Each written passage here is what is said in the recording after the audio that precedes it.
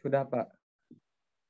Oke, bismillahirrahmanirrahim. Alhamdulillah, segala puji syukur pada Allah Subhanahu wa taala.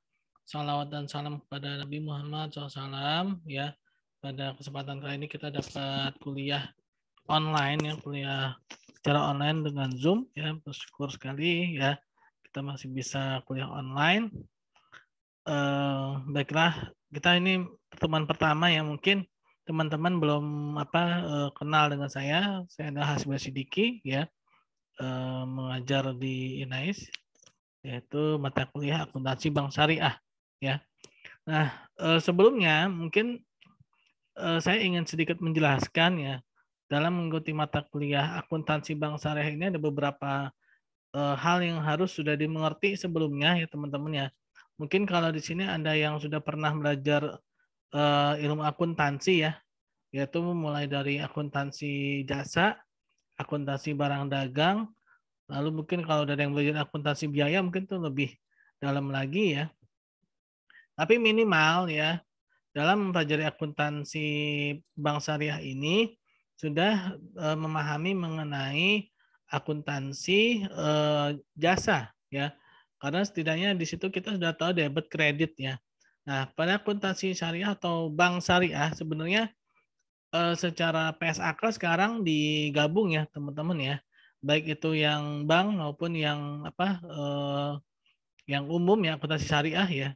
Karena memang dahulunya sejarah awalnya itu PSAK atau singkatan dari pernyataan standar akuntansi keuangan, yaitu dia lebih kepada bank ya. PSAK nomor 59 tahun 2003 dulu ya.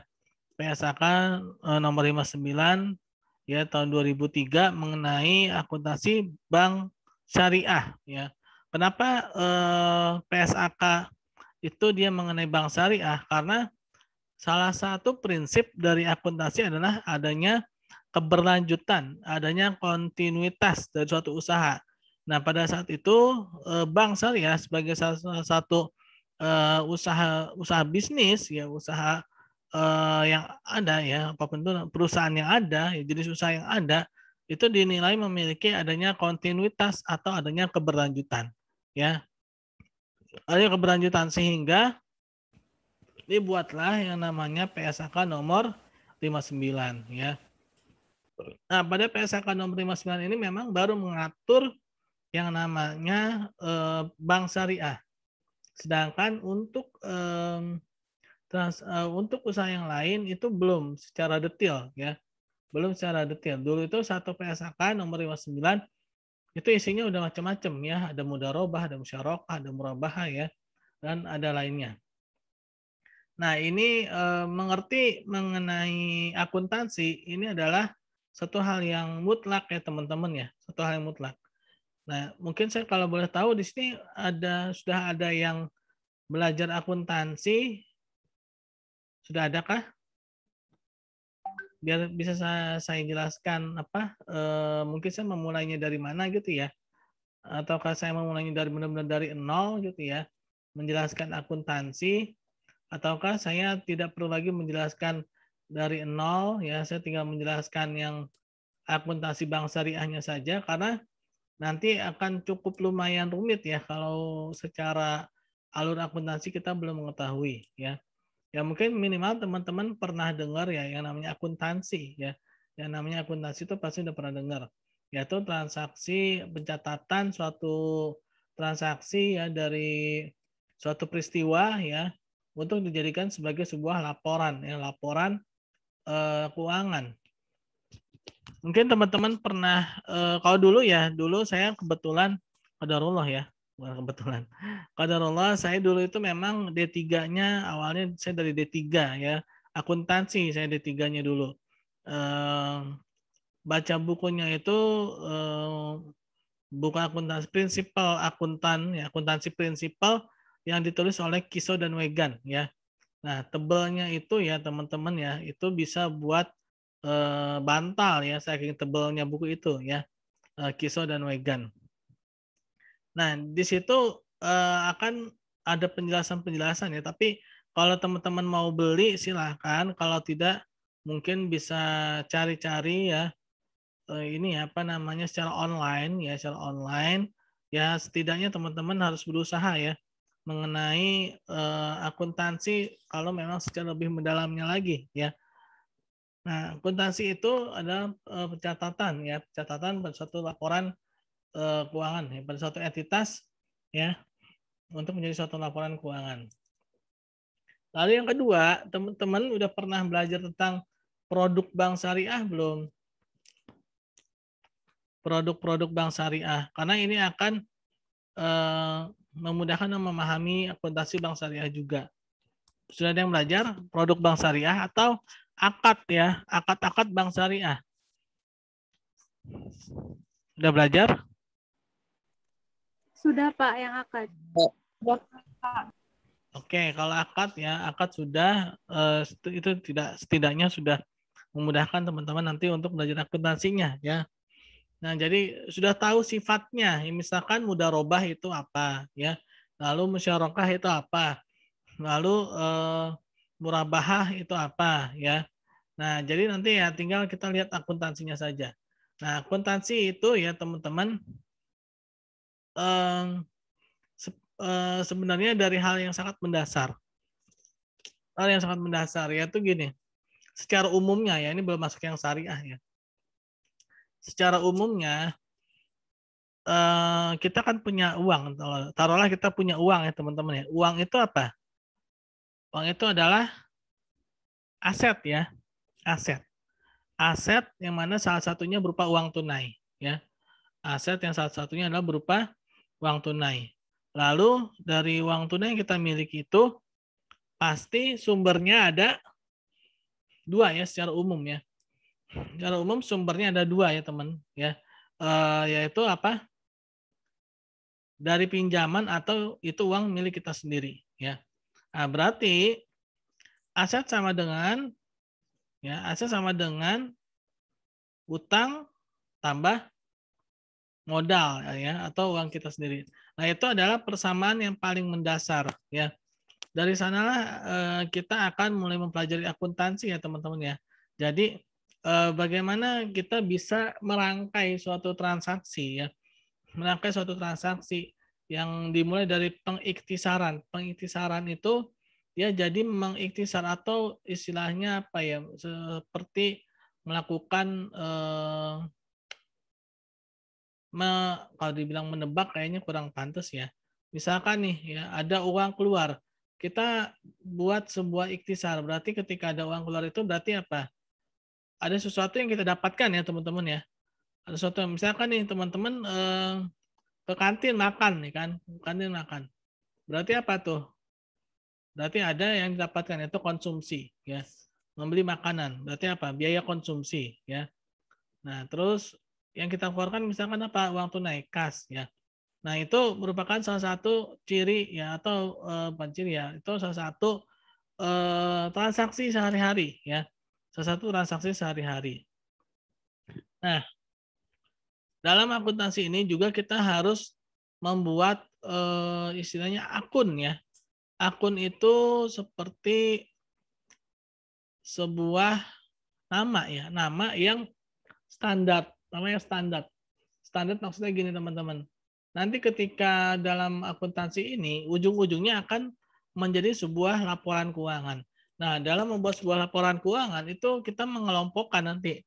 Nah, kalau kita dalam mengelompokkan itu kita tidak sama namanya, maka akan kesulitan ya dalam membuat laporannya. Misalkan nih, ya.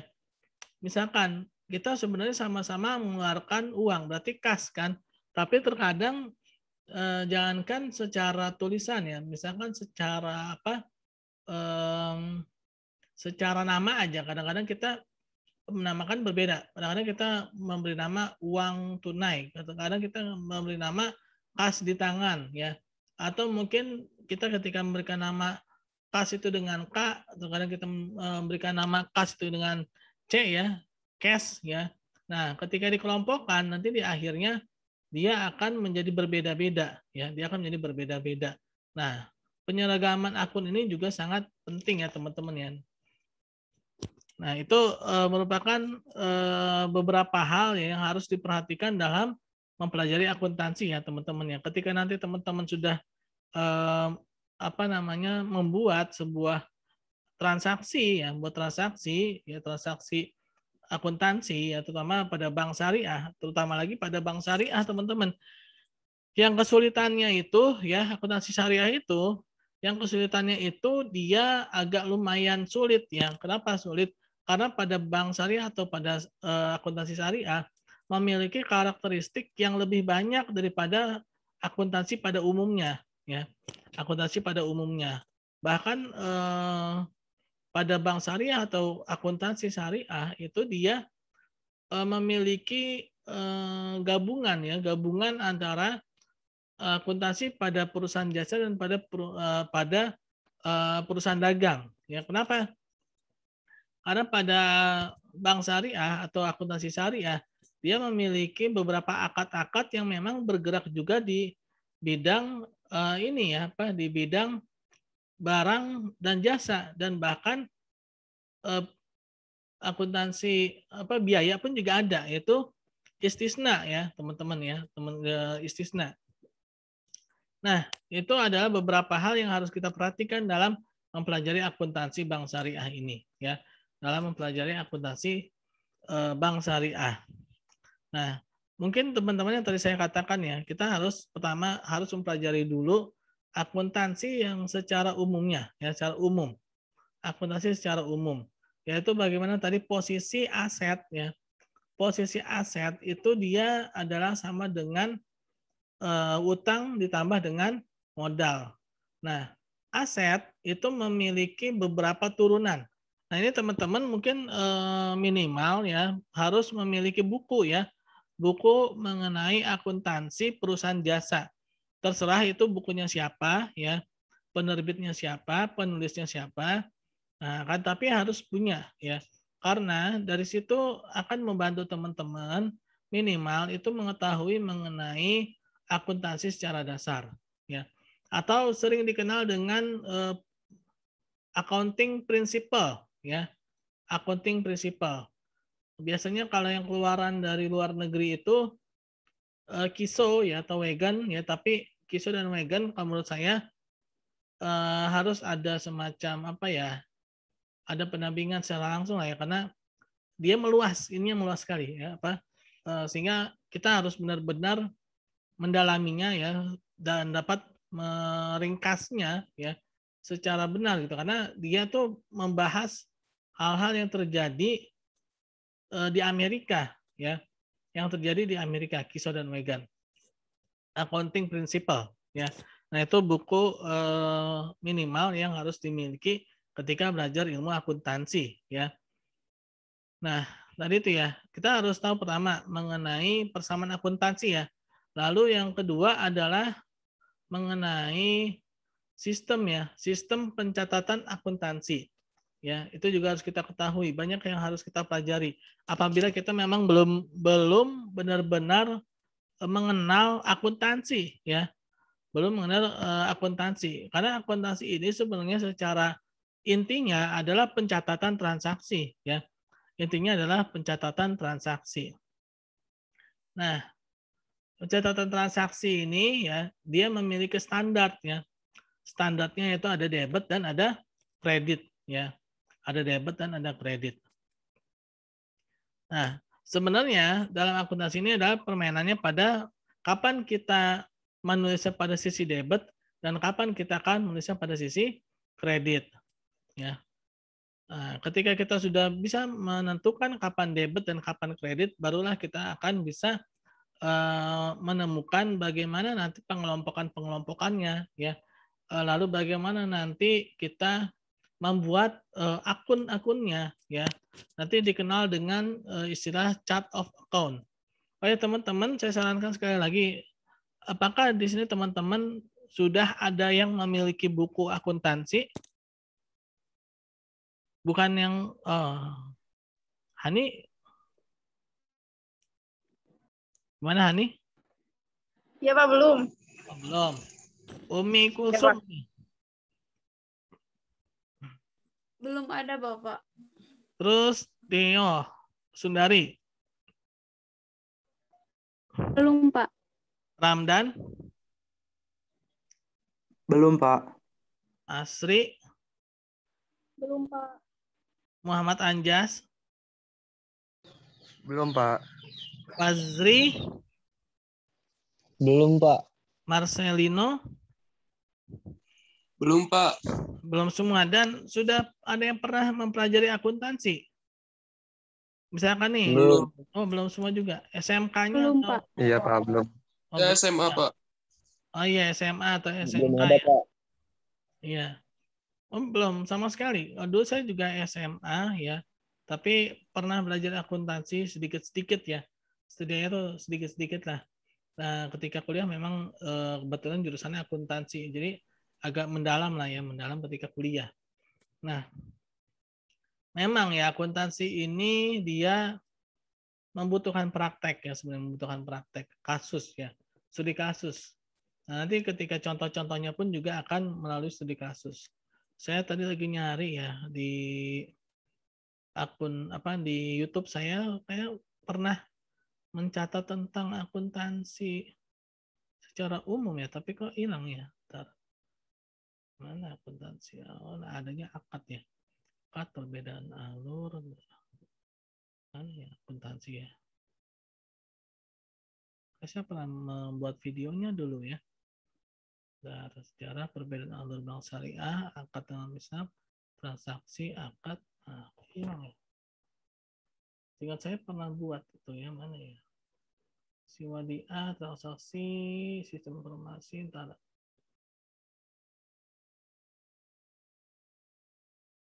Oh, ada nih ya. Ada nih pengantar akuntansi. Nah, teman-teman ya, saya mau buka dulu ya. Saya mau buka. Ada di akun YouTube saya entar.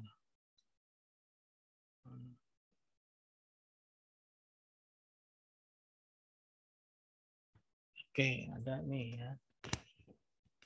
Nah, ini akun YouTube saya ya.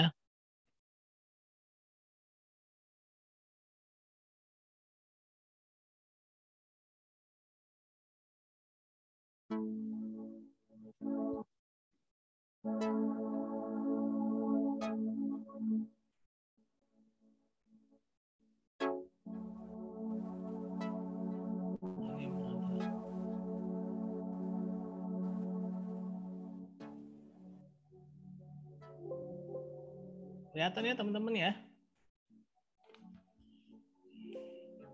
Nah, ini akuntansi adalah sebuah seni pencatatan ya. Sebuah seni pencatatan pada sebuah kejadian ya, pada sebuah event ya. Dalam mengiktisarkan itu jadi seperti membuat akunnya ya, membuat akunnya dan melaporkan dalam sebuah catatan laporan keuangan. Nanti berujungnya menjadi catatan laporan keuangan ya. Nah, itu tadi yang saya katakan ya, dalam akuntansi ini ya. Jadi si pembuat laporan keuangan ya, dia akan berusaha agar setiap pembaca laporan keuangan itu bisa mengerti ya, karena dia memiliki standar ya, memiliki standar pencatatan. Yang tadi saya katakan misalkan kas ya, ketika dia menulis kas itu maksudnya apa ya, dan tulisannya juga tidak boleh beda-beda. Makanya kalau sekarang tidak lagi berupa tulisan tapi berupa kode, misalkan 111 itu misalkan kodenya adalah kas di tangan ya, lalu 1112 itu misalkan kas pada bank ya. Nah, sehingga ketika dikumpulkan, dikelompokkan nantinya ketika di buku besar ya, dia menjadi satu kesatuan ya. Nah, karena itu si pembuat laporan keuangan akan membuat sebuah perkiraan akun yang standar ya, yang tadi saya katakan ya. Nah, nanti dikelompokkan ya. Nah, nanti akan dikelompokkan itu akun-akunnya yang sejenis ya. Nah, nanti ada pengelompokan yang aset atau aktiva dengan yang pasiva. Yang aktiva itu adalah aset, yang pasiva itu adalah utang dan modal ya. Nah, ini secara umumnya ya. Akuntansi secara umum begini ya, aset sama dengan utang plus modal ya. Nah, lalu akuntansi dalam pengurangan dan ada penambahan ya. Nah, ini mengenai debit kreditnya nih nanti ya. Dibuat istilah debit dan kredit ya. Nah, posisi debit dan kredit ini nanti akan tergantung bagaimana aset dan utang dan modal ini ya. Dan dia harus seimbang nih ya. Aset itu harus seimbang dengan utang dan modal ya. Karena ketika kita punya uang, contoh misalnya kita punya uang tunai nih, ya kita punya uang tunai 10.000 itu kan pasti seimbang kan kalau kita nggak itu minjem sama orang, itu uang kita sendiri yang jumlahnya pasti 10.000. Nggak mungkin kita punya uang 15.000, tapi pinjaman dan modalnya tidak seimbang. Nah itu berarti ada yang selisih tuh ya. Nah aset bertambah maka debit, kewajiban bertambah kredit, modal bertambah maka kredit ya. Nah, segala akun yang mempengaruhi bertambah aset maka debit ya. Nah, ini jadi tinggal kita lihat aja kalau dia nyebrang ya, aset itu kan di sebelah kiri saya kan, sebelah kiri ya, sebelah kiri. Nah, apa namanya? Modal dan kewajiban itu kan di sebelah kanan. Nah, ketika dia nyebrang ya, nah dia menjadi kredit ya. Seperti apa kalau misalkan tanda plus minus itu kan kalau dia nyebrang dari tanda sama dengannya kan dia jadi lawannya kan. Jadi lawannya. Nah, akun pendapatan adalah menambahnya modal ya. Nah, setiap yang mempengaruhinya itu juga sama ya. Misalkan pendapatan. Pendapatan itu kan dia mempengaruhi modal ya. Maka akun pendapatan dia juga menjadi kredit ketika ada penambahan ya. Oh ya teman-teman mungkin ini sekedar untuk mengenalkan dulu ya. Saya tahu pasti teman-teman nggak akan langsung mengerti dengan ini ya. Tapi setidaknya ini buat teman-teman ya. Setidaknya tuh bisa mengenal dulu deh ya. Mengenal dulu ya. Nah, saya tahu pasti nggak akan langsung mengerti dari sini. Mungkin satu ya teman-teman bisa buka nanti linknya ya. Linknya ini atau mungkin nanti saya juga akan share kembali ya di grup kita ya. Nah, setidaknya kita harus tahu ya. Harus tahu dari sini ada beberapa akun yang dalam pencatatannya dia bisa debit dan juga bisa kredit ya. Ini baru pengantar ya teman-teman ya. Baru pengenalan lah ya. Jangan langsung ini ya, jangan langsung apa baper ya. Ini baru pengenalan. Adapun laporan keuangan, nah laporan keuangan biasa ada pada sebuah perusahaan ya. Nah, laporan keuangan itu ya bagaimana kita melaporkan ya, tapi dalam bentuk keuangan yang memiliki standar ya. Nah, ini berupa pengenalan dulu ya teman-teman ya. Setidaknya teman-teman yang belum pernah belajar akuntansi itu tahu lah ya. Setidaknya tuh tahu dulu ya. Tahu dulu ya, belum harus paham sekarang enggak ya, tapi harus tahu dulu. Pertama tuh ada laporan arus kas, laporan perubahan modal, laba rugi, neraca, lalu ada catatan atas laporan keuangan. Nah, ini memang tidak bisa langsung dipahami sekaligus ya, sekali melihat, tapi setidaknya nanti teman-teman bisa buka sendiri ya. Nah, pertama itu alur dalam akuntansi. Kita identifikasi transaksi ya, lalu kita buat jurnal, jurnal umumnya. Jurnal umum, lalu dari jurnal umum itu dikelompokkan lagi menjadi buku besar pembantu ya. Buku besar pembantu. Lalu dari buku besar pembantu ini kita jadikan buku besar ya. Dari buku besar lalu akan menjadi neraca saldo ya. Dari neraca saldo buku besar ya, neraca saldo. Satu ada namanya ayat jurnal penyesuaian ya. Nah, ada ayat jurnal penyesuaian. Gak apa-apa ya teman-teman ya. Halo. Ini dengerin aja dulu ya. Ayat jurnal penyesuaian. Lalu akan ada namanya neraca saldo setelah ayat jurnal penyesuaian. Ya, setelah itu baru akan menjadi beberapa laporan keuangan ya. Ada apa menjadi arus kas ya, ada yang dijadikan apa namanya laporan perubahan modal ya. Lalu nanti ada neraca ya, laporan laba rugi ya. Laporan laba rugi lalu neraca ya. dari neraca saldo setelah jurnal penyesuaian. Ya, inilah sedikit mengantar ya teman-teman untuk akuntansi ya. Untuk akuntansi ini ya, ini belum masuk ke akuntansi bank syariahnya ya. Ini baru kita masuk ke akuntansi. Nah, nanti secara intinya ya dia akan sama ya seperti akuntansi pada umumnya, hanya saja ada beberapa hal yang mungkin membedakan ya. Ada beberapa hal yang mungkin membedakan dengan akuntansi pada umumnya. Nah, wah, ada yang bergabung nih. Oke, tadi sedikit ulasan secara singkat ya mengenai akuntansi ya. Nah, itu adalah gambaran singkat mengenai akuntansi. Nah, nanti kita akan mempelajari akuntansi perbankan syariah ya.